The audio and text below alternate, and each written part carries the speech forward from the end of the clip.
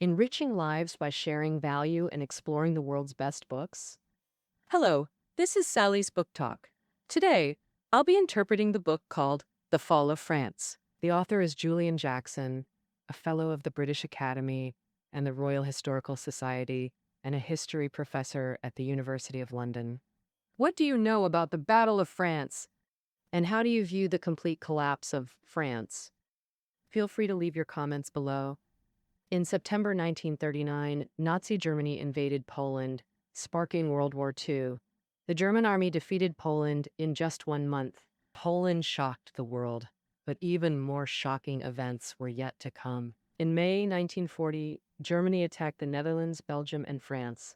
The Netherlands and Belgium surrendered quickly, and France held out for only 6 weeks. However, as an old great power, its army was reputed to be the strongest on land, and its navy ranked fourth in the world. With Britain's support, it was widely believed that the confrontation between France and Germany would last a long time. Ultimately, it was expected that France would win with its strong, comprehensive national power. Who would have thought that defeat came so swiftly? When British Prime Minister Churchill heard that France was done for, he exclaimed, "So fast!" And Maury B. 5. Not only was Churchill baffled at the time, but even decades after the war, this remains a mystery. Some attribute it to the immense power of the German Blitzkrieg, while others believe the French army's passive defense was primarily to blame. Others point to political turmoil and demoralization as the root causes of France's collapse. It's truly a matter of diverse opinions. Today, we're discussing the fall of France. The author analyzes why France collapsed from 3 dimensions: the pre-war situation, military failures, and diplomatic and political failures. He also clarifies some common misconceptions, such as France's lack of preparation, the French army's outdated weapons, and the French people's lack of fighting spirit, which he clarifies. With its compelling narrative and masterful analysis, this book won the Wolfson History Prize, Britain's most prestigious award for historical writing. Now, next, I'll interpret this book from 3 dimensions. Finally, I'll analyze the profound impact of the fall of France on the international situation. First, let's talk about the first dimension, the pre-war situation. In many people's impressions, on the eve of World War II, France and Britain pursued a policy of appeasement, sacrificing the interests of smaller countries to Nazi Germany in exchange for their own safety. While this is certainly true, it's not the whole story. For France, compromising with the Nazis wasn't their intention. It was a reluctant move. Is there evidence to support this? Yes, because after World War I ended, France's basic strategy was to contain Germany. At the Versailles Conference held in 1919, France forced Germany to abandon all overseas colonies, commit to paying huge reparations to the victorious nations, and imposed strict restrictions on Germany's military power. Still not reassured, France signed a series of treaties with Poland, Czechoslovakia, Romania, and Yugoslavia, creating the so-called Little Versailles system to use these Eastern European countries to contain Germany. France believed this would encircle Germany and prevent it from acting rashly. Why did the French go to such great lengths? The answer is they were scared from the fighting. As the main battlefield of World War I, several major battles were fought on French soil. Take the Battle of Verdun as an example. The French army deployed 1.14 million men, with 540,000 casualties. Nearly half of the participants were killed or wounded. Such a horrifying casualty rate earned Verdun nicknames like the meat grinder or the slaughterhouse. Throughout World War I, France suffered 4.1 million casualties, accounting for 10.5% of its male workforce, the highest proportion among all combatant nations. Almost every village had widows and every town had orphans.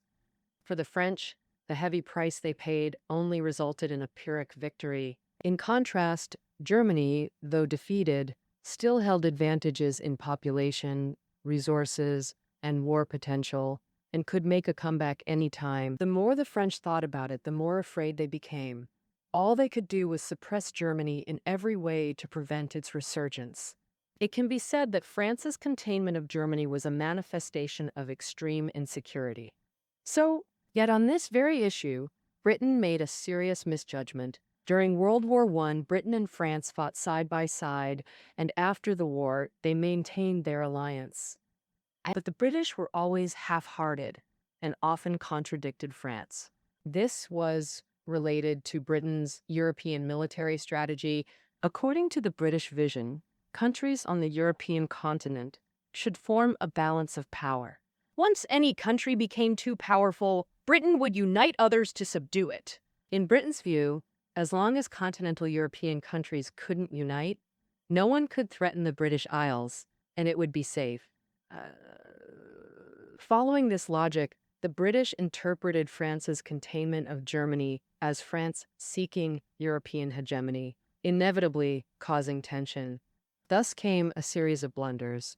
In 1923, Germany was deeply mired in a financial crisis and couldn't pay its reparations.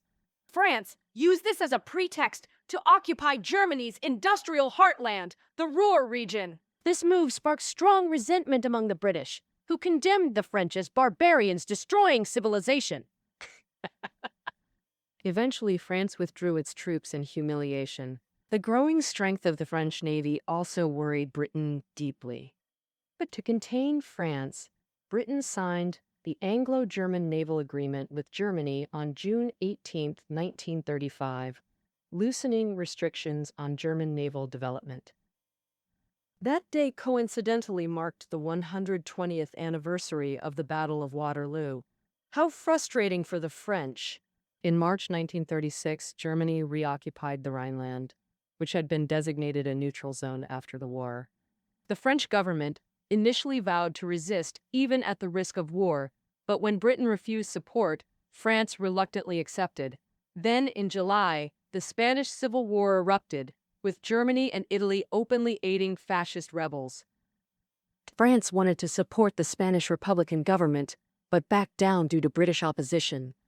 Britain even objected when France appointed Paul Boncourt as foreign minister. Austin says, will. The reason? Boncourt opposed appeasement, and he indeed never took office. Faced with such an undermining ally, France adopted a dual approach, following Britain's appeasement while preparing for war. First, let's discuss appeasement. The French intended to alleviate British concerns, preventing Britain from fully supporting Germany. But objectively, this only enabled Nazi expansion to accelerate. In March 1938, Germany annexed Austria. Britain and France accepted the fait accompli. Emboldened, Germany demanded Czechoslovakia's Sudetenland, against French interests. Yet to please Britain, France pressured Czechoslovakia into signing the Munich Agreement. After ceding the Sudetenland, British PM Chamberlain triumphantly declared, "I have secured peace for our time." French PM Daladier stood by with a bitter smile. Deep down, he knew compromise wouldn't bring peace. In reality, France had been rearming since 1936. After Munich, efforts intensified with tangible results. By War II's outbreak, France had 3 million troops, plus 5 million reservists, matching Germany's forces. In weaponry, French tanks outnumbered and outperformed Germany's.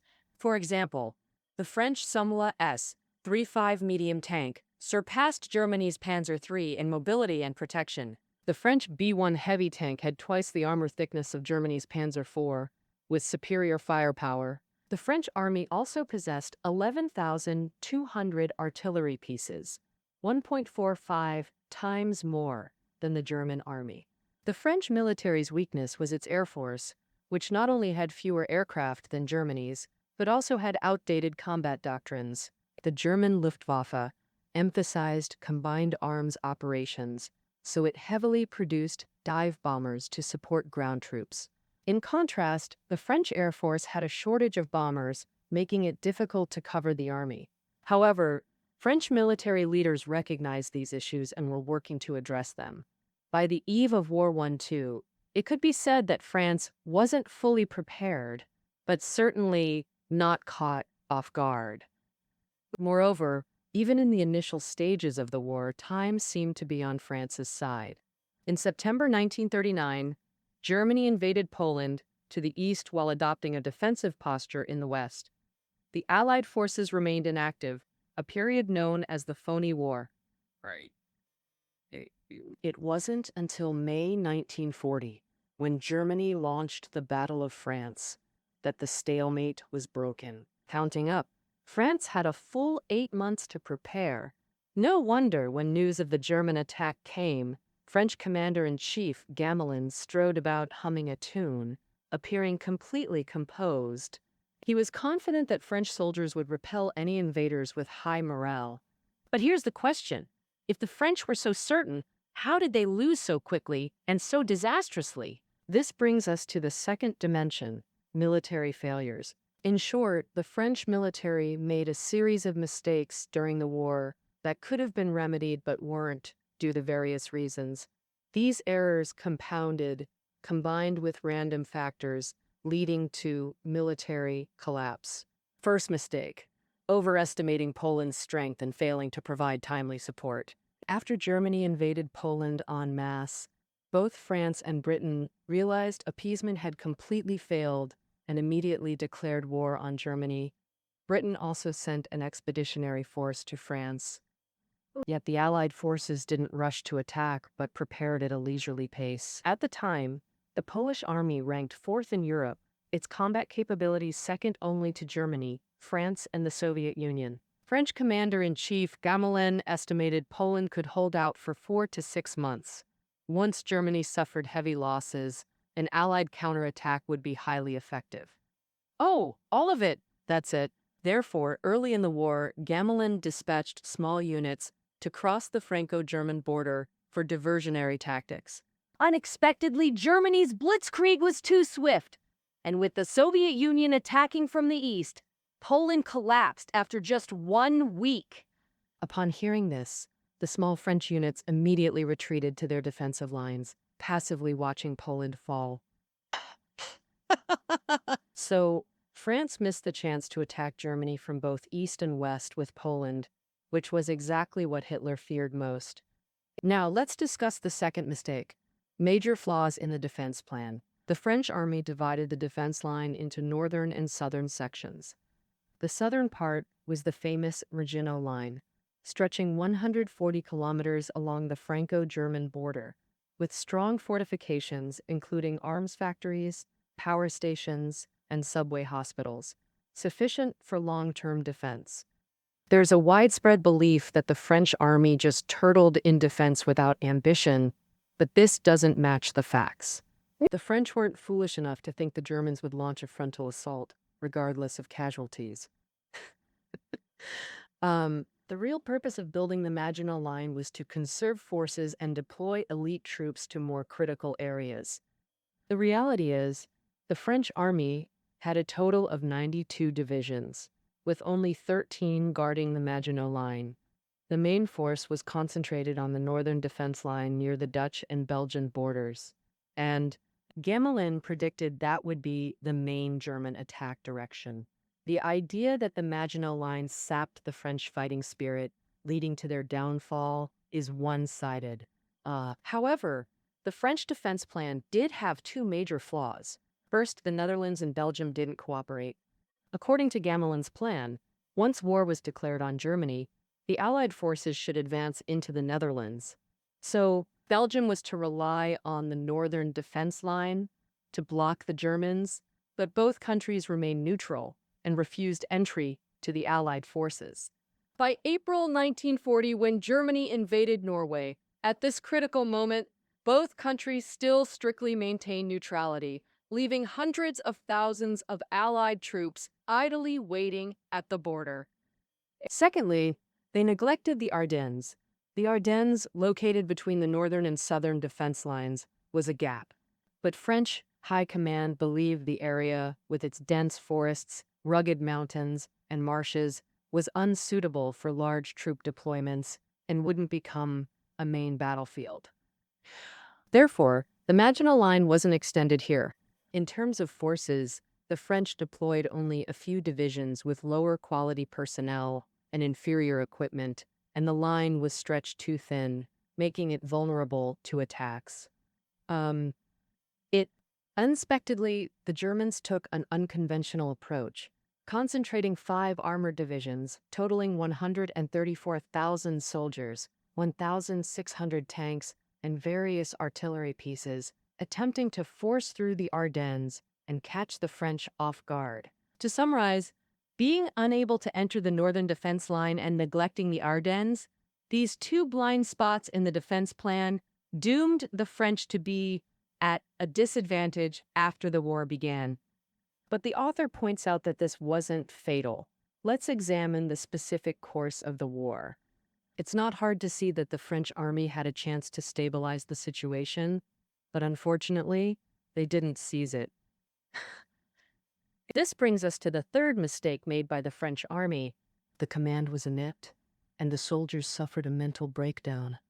On the early morning of May 10th, 1940, the German army launched a massive offensive against Belgium and the Netherlands.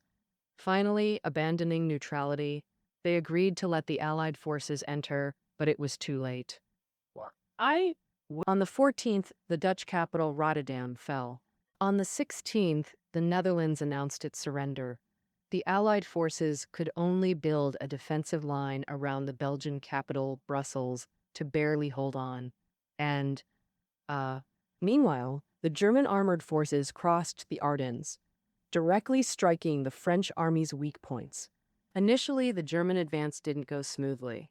The roads in the Ardennes were narrow and rugged, making it hard for the Germans to maneuver. Thousands of tanks, military vehicles, and artillery were jammed, unable to move, causing an unprecedented traffic jam. If the Allied forces had launched an air raid, the Germans would have suffered heavy losses. Moreover, French reconnaissance planes observed a considerable number of armored units moving in the Ardennes. But as commander, Gamelin insisted after receiving the intel that it was just a small German unit not worth worrying about, thus missing a golden opportunity. On the evening of May 12th, the Germans overcame numerous obstacles and crossed the Ardennes without encountering any effective resistance. At this point, the French hadn't noticed yet, because a great river blocked the Germans' path, the Meuse River. The Meuse is wide and deep, with extremely steep banks. The French army deployed 2 infantry divisions on the opposite bank. If they could hold out for 2 or 3 days, until reinforcements arrived, the Germans would be dragged into a positional war. But reality was cruel. At 7 a.m. on the 13th, the Germans dispatched bombers for an 8-hour air raid. In practical terms, the air raid didn't cause much damage to the French positions, but it severely demoralized the French troops. Especially, the German Stuka dive bombers emitted a sharp screaming sound that terrified the French soldiers, causing many to suffer mental breakdowns. And then when the Germans forced their way across the Meuse River, tens of thousands of French soldiers suffered psychological collapse, fleeing in panic, and the positions were easily breached. At this critical moment, the French army made its 4th mistake, failing to organize an effective counterattack. Of course, this was also related to the swift actions of the German army. After crossing the Meuse River, the German 19th Armored Corps, under the command of the famous General Guderian, advanced at full speed northwest. Guderian planned to strike directly towards the English Channel. To encircle the Allied forces defending the northern line from behind, this move actually involved significant risk, enriching lives by sharing value and exploring the world's best books. Hello, this is Sally's Book Talk. Today, I'll be interpreting the book called The Fall of France. The author is Julian Jackson, a fellow of the British Academy and the Royal Historical Society, and a history professor at the University of London. What do you know about the Battle of France? And how do you view the complete collapse of France? Feel free to leave your comments below. In September 1939, Nazi Germany invaded Poland, sparking World War II. The German army defeated Poland in just 1 month. Poland shocked the world, but even more shocking events were yet to come. In May 1940, Germany attacked the Netherlands, Belgium, and France. The Netherlands and Belgium surrendered quickly, and France held out for only 6 weeks. However, as an old, great power, its army was reputed to be the strongest on land, and its navy ranked fourth in the world. With Britain's support, it was widely believed that the confrontation between France and Germany would last a long time. Ultimately, it was expected that France would win with its strong, comprehensive national power. Who would have thought that defeat came so swiftly? When British Prime Minister Churchill heard that France was done for, he exclaimed, "So fast?" Not only was Churchill baffled at the time, but even decades after the war, this remains a mystery. Some attribute it to the immense power of the German Blitzkrieg, while others believe the French army's passive defense was primarily to blame. Others point to political turmoil and demoralization as the root causes of France's collapse.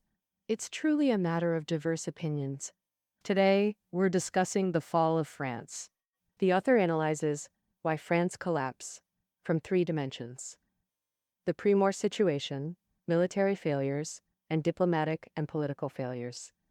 He also clarifies some common misconceptions, such as France's lack of preparation, the French army's outdated weapons, and the French people's lack of fighting spirit, which he clarifies.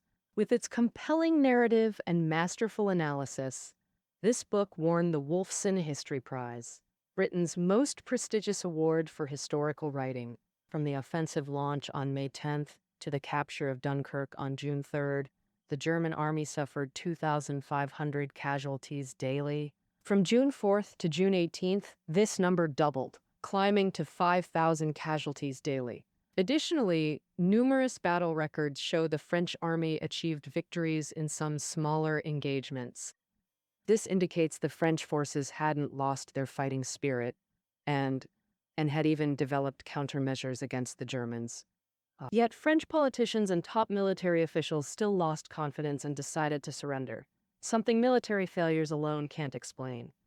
This leads us to examine the 3rd dimension, diplomatic and political failures. First, let's discuss diplomatic failures. After Poland's fall, France had only Britain as an ally, but this ally proved unreliable. As mentioned earlier, pre-war British PM Chamberlain's appeasement policy dismantled France's painstakingly built Little Versailles system. After war broke out, Chamberlain fell and Churchill succeeded him. While Churchill was pro-war, his position was unstable. The new cabinet even retained positions for appeasers like Chamberlain and Halifax. To the French, Britain was always hedging its bets, preparing for both fighting and negotiating if they couldn't win. Moreover, as historical archives reveal, historians found Churchill wasn't as resolute as he appeared. He hinted to cabinet members that he'd gladly cede overseas colonies for a German ceasefire. With Churchill's tacit approval, Foreign Secretary Halifax secretly contacted Italy's Mussolini to negotiate with Hitler through him. Churchill's posture of fighting to the end, while rescuing encircled Allied troops, was mainly to strengthen Britain's bargaining position. Naturally, the French government detected Britain's ambiguous stance. After the Dunkirk evacuation concluded, the French government immediately concluded, with Britain's main force preserved, they'd soon make separate peace with Germany, leaving France in utter desperation. As later generations, we know Britain and Germany never substantively negotiated, but France genuinely feared this betrayal, breeding mutual distrust between allies. This isolation made France consider surrender preferable to prolonged agony.